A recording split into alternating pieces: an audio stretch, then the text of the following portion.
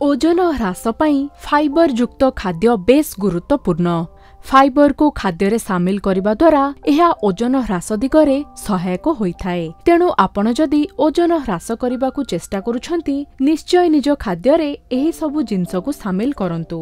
राजमा रे प्रचुर परिमाण रे फाइबर रहिछि। एहा सहित हाई कार्ब रे मध्य एहा भरपूर। राजमा रो ग्लाइसेमिक इंडेक्स खूब कम होइथाए, जहाँकि एहाकू डायबिटीज फ्रेंडली एवं वेट लॉस फ्रेंडली मध्य बनाई थाए। कदली रे प्रचुर परिमाण रे विटामिन सी रहिछि। एहा सहित विटामिन B6 एवं पोटासियम रे मध्य एहा भरपूर। कदली रे फाइबर प्रचुर परिमाण रे रहिथाए। ओजन ह्रास दिगरे एहा सहायक होइथाए। पालंग साग को खाद्य रे सामिल करबा उपादेय होई पारे। एथिरे विटामिन A, C एवं K रहिथाए।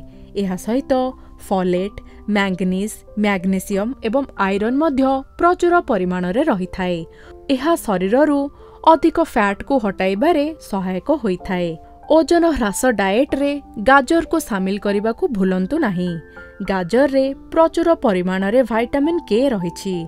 एहा सहित बेटा कैरोटीन एवं एंटीऑक्सीडेंट्स रे मध्य एहा भरपूर, जहाँकि शरीर को अनहेल्दी फैट ठारू दूरे रखिथाए। बेरीज जेपरिक स्ट्रॉबेरी, ब्लूबेरी इत्यादि खाइबा स्वास्थ्य पक्षे लाभदायक होई पारे।